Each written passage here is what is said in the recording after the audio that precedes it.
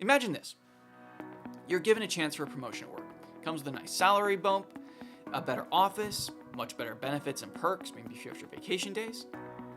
What Yahweh is suggesting is that you turn down that promotion in favor of somebody else getting that promotion. Maybe it's a recent college graduate who hasn't nearly the experience that you do, but is struggling under the crushing weight of student debt that maybe you're not. Or perhaps it's somebody from a historically franchised demographic, such as women or people of color or a member of the LGBTQ community.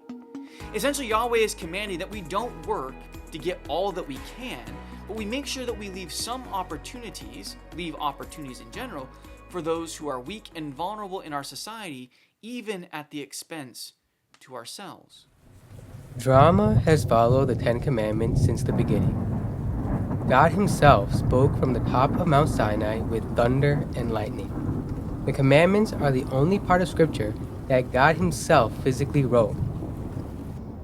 Down through the ages, the commandments have been the benchmark of morality in Judeo-Christian thought, and today, the displaying of the commandments continues to be a source of controversy and drama.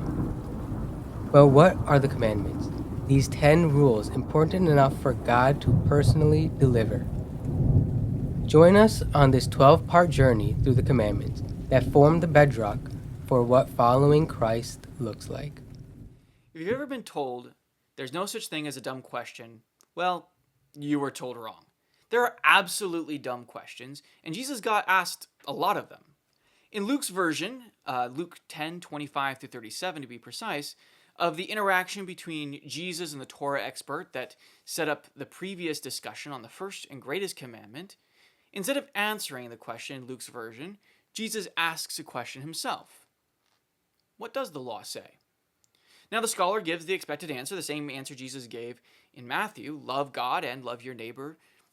Good, Jesus says. Do this and you will live. Seems simple enough. Time to move on. Except of course it's not that simple, right? This lawyer, who Luke points out as seeking to justify himself, then asks a really dumb question. Who is my neighbor? Now, for clarification, dumb questions do exist. They're questions either one already knows the answer to and doesn't want to admit it, or are questions for which the answer is easily attainable. Now, on the surface, this question seems pretty innocuous. Neighbor, even in Hebrew, has a rather broad term and can mean anything from dear friend to fellow human being on the other side of the planet. Essentially, this Torah expert seems to be asking where the line is. Is my neighbor just the guy who lives next to me, down my street, in my town, my city, my country, the world?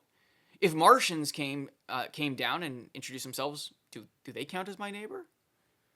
What are the circumstances that makes one a neighbor? Now, what's wrong with asking that? Seems like a pretty good question, right? But for this man, who remember is an expert in the law, he already knows the answer, and as Luke strongly hints, he doesn't like the answer. Again, he's seeking to justify himself. Again, this man has spent his entire professional life, and probably a good chunk of his childhood as well, studying the Bible inside and out, especially those first 5 books of the Torah. Given that the law to love one's neighbor comes from one of those books, it comes from Leviticus chapter 19 specifically, he ought to have known the answer to his own question. As we are going to find out that this passage, Leviticus 19, gives a very detailed explanation of who our neighbor is. Of course, now we're asking, who is my neighbor? So to answer it, let's do as this lawyer should have done, and let's dive in. Like the greatest commandment, the second greatest commandment was not original to Jesus in the New Testament. He was, of course, quoting from the Torah, in this case, as I mentioned, Leviticus 19, specifically verses 19 through 18, with love your neighbor as yourself serving as the capstone to a series of rules.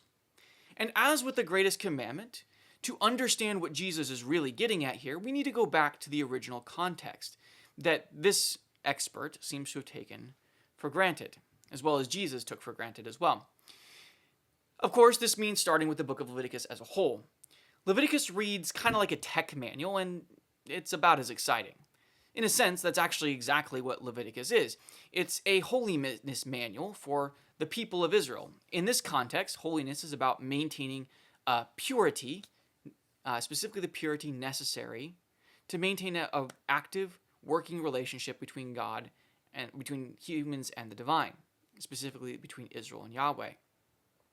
Now, purity in an ancient Near Eastern concept wasn't a question of morality, the way we may think of purity today. Rather, it was a question of ritual purity, which wasn't accomplished by being a good person per se. That could help, but it wasn't necessary. But rather by offering the right sacrifices or going through the correct rituals and ceremonies that made the gods happy. Again, make the gods happy, you are pure. Make them unhappy, you're unpure. Essentially, then, ancient purity was a question of one's standing with the gods, who were, to be blunt, very easily bribed. As a result, we have hundreds of ancient purity manuals from the ancient world that detail the proper ceremonies to keep the gods happy, none of which have anything to do with being a good person. Perhaps the most famous example, the Egyptian Book of the Dead, was a literal manual on how to cheat the judgment system to get into the paradise after one dies, including the questions Osiris, the lord of the underworld, and company would ask you, and what answers you should give in order to get a firm, yes, acquitted judgment. In other words, it was a manual on how to be whatever kind of person in life you wanted to be, but ensure that you got into paradise by answering the right questions in the right way. Purity and morality aren't related in the context of the book of Leviticus, at least in the world that this was written in. Interestingly, the first half of Leviticus, chapters 1 through 16, are very much at home in this world where it's all about rituals and sacrifices and ceremonies and has very little to do with morality. It's a long, repetitive list detailing all kinds of sacrifices and offerings for pretty much any conceivable circumstance. While the rituals themselves might be in times a bit different from the rest of the ancient world, no one would bat an eye. Anyone from Ugarit to Mesopotamia to Egypt would be able to read that tech manual and be like, yeah, sure, that makes sense. Not quite what we do with our God, but each God their own. But the second half of the book of Leviticus, chapters 17 through 26, are quite different. This section, sometimes called the Holiness Code, details things like lawful sexual relationships, treatment of property, laws against child sacrifice, vows, how to treat the poor, etc. While there's some cultic stuff thrown in here and there, these laws aren't about maintaining the Yahwistic cult or religious practices, but about how Israelites are to conduct themselves in everyday life. Now, this doesn't fit with your standard ancient Near Eastern cultic tech manual. Strikingly, breaking these laws, according to Leviticus, carries a much greater penalty than failing to properly administer the prescribed rituals. Fail here in the Holiness Code, and the Promised Land, the text says, would vomit the people out, no matter what sacrifices they performed. There is nothing like this in the cultic manuals around Israel. Now, granted, these texts were written in the style, the Leviticus texts were written in the style of the ancient Near Eastern law codes. But the tenor is very different. For example, listen to the words of Hammurabi in his famous law code. Hammurabi is a Babylonian king. I am Hammurabi, king of justice, to whom the god Shamash has granted insight into the truth. My pronouncements are choice, and my achievements are praiseworthy. If that man, a future ruler, heeds my pronouncements, which I have inscribed on my stela, and does not reject my judgments, change my pronouncements, or alter my engraved image, then may the god Shamash lengthen his reign just as he has done for me, the king of justice, so that he may shepherd his people with justice. Just listen to that. I, me. These laws aren't about justice. They aren't certainly about right and wrong, not really. They're about how fantastic Hammurabi is, and therefore everyone, gods included, should praise and honor the king. Look at his wisdom, his justice, his ideas. Shamash, the sun god and god of justice, personally chose Hammurabi. Hammurabi now has all the answers for all time, and no one should question or change them. Justice, goodness, morality, these aren't the goal here. His ego is. That is, of course, not the case with Leviticus. If we assume Mosaic authorship, Moses isn't really the focus of Leviticus. He actually doesn't figure into it almost at all. Leviticus is instead answering the question, now that I, an Israelite, am a vassal of Yahweh according to the greatest commandment, what am I supposed to do? What happens now? Well, there's an extensive ritual component, which does have value, it's there for a reason. Leviticus' fundamental point is that what keeps an individual people pure is character. Establishing the right character, goodness, and a moral and ethical nature inside and out is the purpose of the second half of Leviticus. It is in this context that we read the law, love your neighbor as yourself. So let us look more closely at the context for this commandment, particularly at the commands leading up to it. Leviticus 19, 9 through 18 may not at first glance appear to be a united, complete section. Instead, it seems to be a random assortment of rules and regulations, which start with harvesting of all things. So starting in verse 9, we read, when you reap the harvest of your land, you shall not reap your fields right up to the edge. Neither shall you gather the gleaning after your harvest. You shall not strip your vineyard bare, neither shall you gather the fallen grapes of your vineyard. You shall leave them for the poor and for the sojourner. I am Yahweh your God. Now, let's consider what this text is commanding the Israelites. It's a rather intense command when we put it in its lived context. This was written before standardized currency or money of any kind was a thing. Instead, commodities like grain and grapes discussed here were treated and functioned as currency.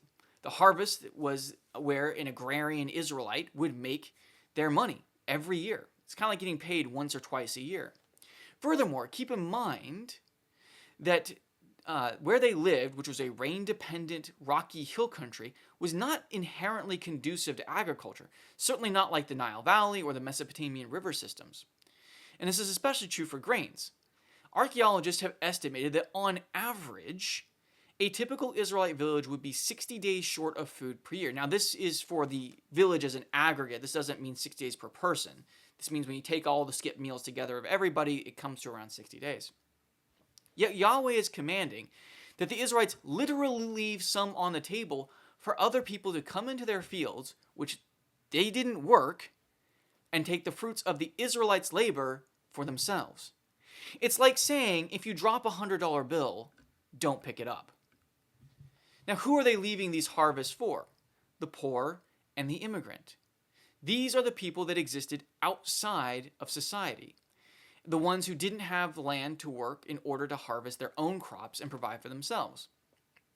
They were the helpless, the vulnerable, the weak. And Yahweh wanted them to be able to profit off of the Israelites' hard work. Imagine this. You're given a chance for a promotion at work. Comes with a nice salary bump, a better office, much better benefits and perks, maybe a few extra vacation days. What Yahweh is suggesting is that you turn down that promotion in favor of somebody else getting that promotion. Maybe it's a recent college graduate who hasn't nearly the experience that you do, but is struggling under the crushing weight of student debt that maybe you're not. Or perhaps it's somebody from a historically franchised demographic, such as women or people of color or a member of the LGBTQ community.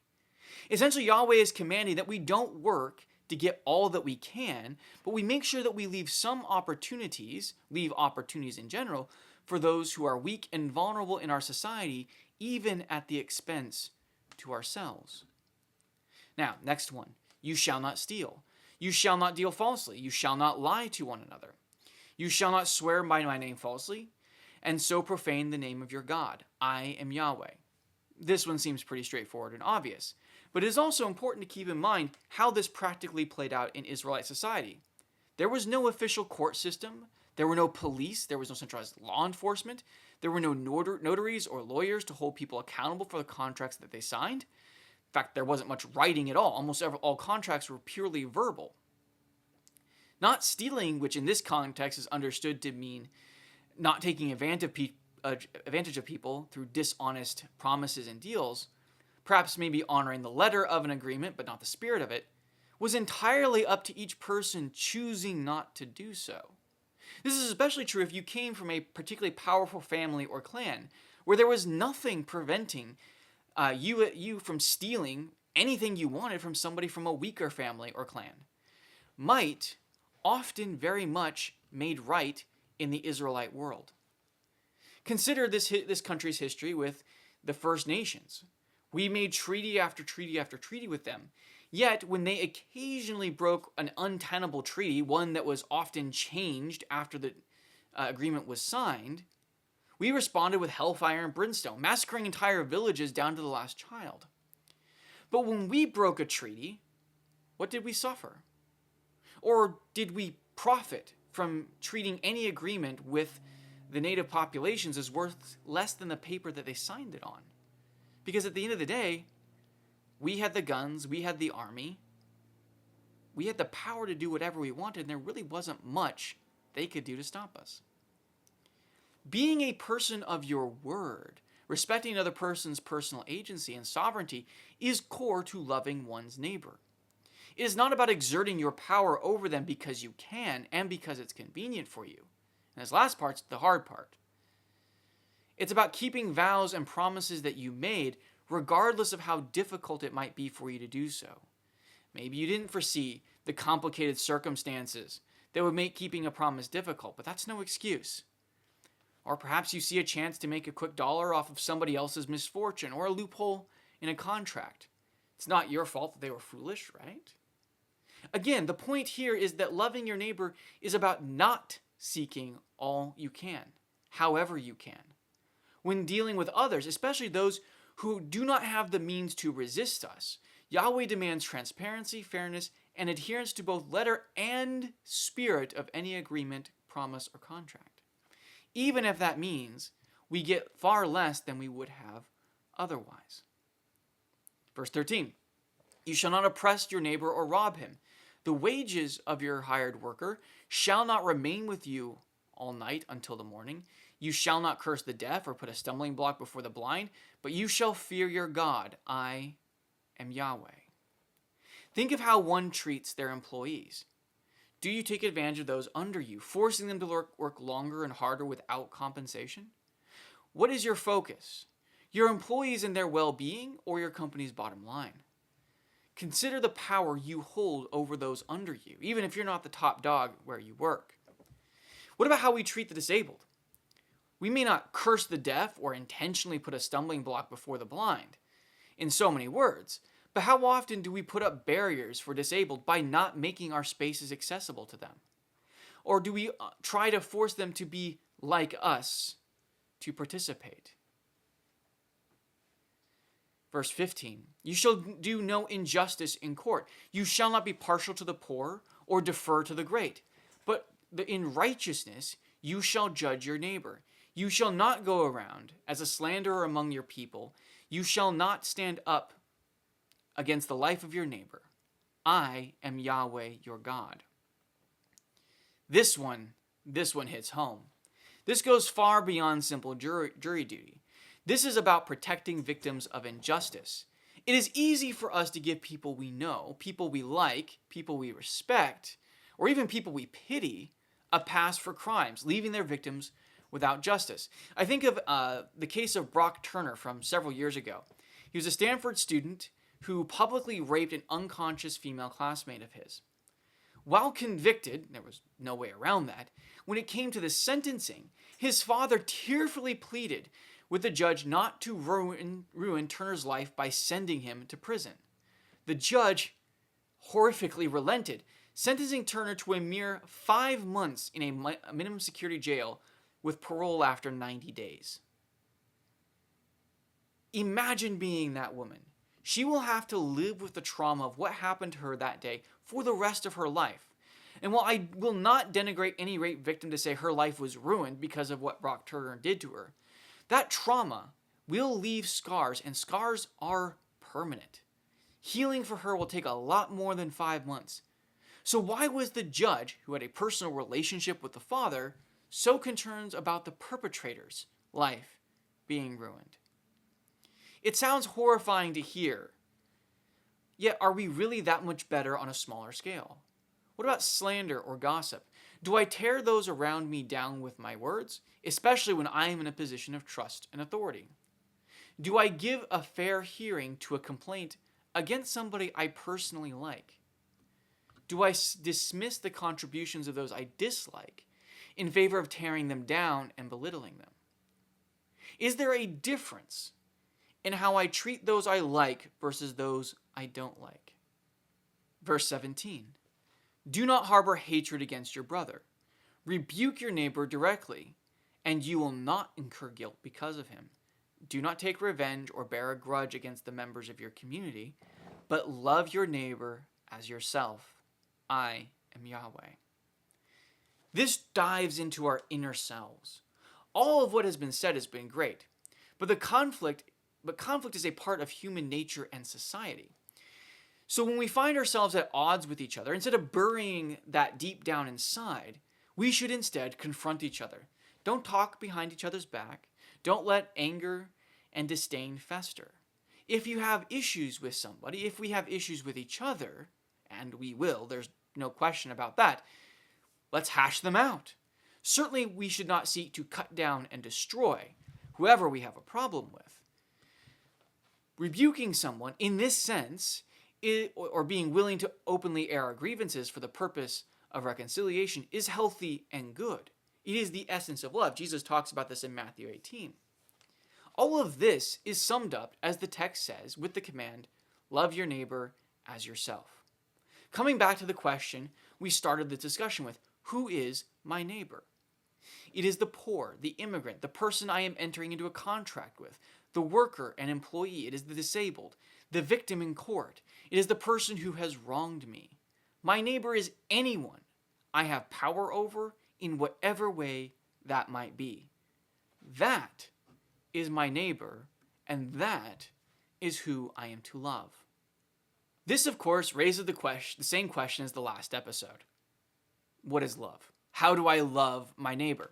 Now, obviously, as we discussed, an emotional love cannot be commanded. And love here does not mean the same thing as it does in the Shema either. Our neighbor is not our God. That's a very important point to keep in mind as well. That position is reserved solely for Jesus Christ. So to answer that question, let's start with Jesus' answer to this question in the parable of the Good Samaritan. We aren't going to go through it all here, but I certainly encourage anyone to do so. It's in Luke chapter 10, verses 30 through 37.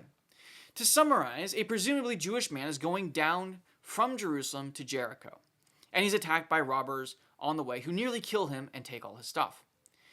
While this poor man is bleeding out, a priest and a Levite successively pass him by, and they ignore him, skirting around the body and quickly carrying on their way. Then along comes a Samaritan, the hated enemy of the Jewish people at this time, and the feeling was very much mutual. The Samaritans were no fans of the Jews. But this Samaritan stops, cleans and bandages the wounds, and then takes this man to the nearest inn, paying for his stay and medical bills.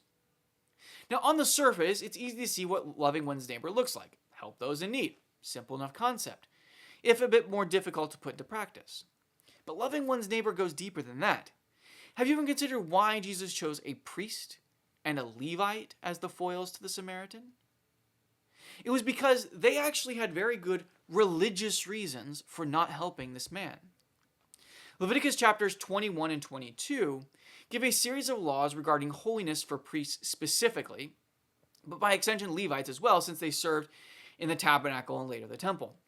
Literally the first thing on the list of things that they are to avoid is contact with dead bodies, which this poor man almost was. Well, not spelled out precisely in the text, the implication is that if a priest or a Levite was to come in close contact of the body of a dead body, not of a close relative, they would be permanently unable to serve at the temple. At minimum, they had to undergo a very lengthy cleansing period, which could last weeks. Another thing they were supposed to avoid, albeit with significantly less consequences, were bodily discharges, like, blood, which of this man had a lot on the wrong side of his skin. The priest and Levite didn't stop to help the man purely out of selfishness and fear, as is often suggested. That may have been part of their motivation, But in truth, the point that Jesus is making by choosing a priest and Levite is that they did so because they were following the law. Let me say that again. They refused to help this man because they were following the law spelled out in Leviticus. So why did Jesus censure them? Because they forgot the most important law, to love their neighbor, i.e., the helpless among them, even at their own expense and risk. As we saw when going through Leviticus, the Leviticus examples of loving our neighbor, we are to prioritize the helpless and marginalized among us, even at risk and expense to ourselves. The Samaritan did just that. He used his own materials to clean and bandage the man's wounds. He put himself at risk of attack by stopping. Then he paid for the man's bills with 2 denarii. Now, denarius was a very good day's wages, and he was carrying at least 2 of them on his person. He was a target. So think of how much money you make in a day. Double that. How much of a dent would in your budget would that leave to just give it away on the spur of the moment? Furthermore, the victim was in no position to pay the Samaritan back. It wasn't even certain if he would survive, and we're not told actually if the man survived or not. On top of that, the Samaritan promised to give more to cover any additional expenses that the 2 denarii didn't already cover. All of this for a man he'd never met, a man who most likely would have spit in his face had they met alive and healthy on the same road. Now keep in mind, while not a priest, the Samaritan was under much the same ritual purity laws as a priest and Levite. Yet he did not care. Or more accurately, he cared more about the well-being of the victim than he did his own ritual standing with God. And Jesus, God incarnate, commended him for it. Mercy and kindness, according to Jesus, are far more important than the specific dictates of any law. In fact, if you cannot live with mercy and kindness, you cannot ever keep the law. That is why any discussion of the commandments must start here. If we do not approach the commandments first with a mentality of caring for the needs of the marginalized and weak around us first and foremost, we turn the law into a weapon of tyranny. We become the priest, we become the Levite, willing to let a man die because of the law. And yet God will condemn us for keeping the letter of the law and ignoring mercy. And he will praise us for breaking the law in the name of mercy. Consider how the first chapter in Isaiah goes. Hear the word of Yahweh, you rulers of Sodom. Give ear to the teachings of our God, you people of Gomorrah. What to me is the multitude of your sacrifices, says Yahweh. I have had enough of your burnt offerings, of rams and of the fat of well-fed beasts. I do not delight in the blood of bulls or of lambs or of goats. When you come to appear before me, who has required of you this trampling of my courts? Bring no more vain offerings. Incense is an abomination to me. New moon and Sabbath and the calling of convocations. I cannot endure iniquity and solemn assembly. Your new moons and your appointed feasts my soul hates. They have become a burden to me. I am weary of bearing them. When you spread out your hands, I will hide my eyes from you. Even though you make many prayers, I will not listen. Your hands are full of blood. Wash yourselves and make yourselves clean. Remove the evil of your deeds from before my eyes. Cease to do evil. Learn to do good. Seek justice.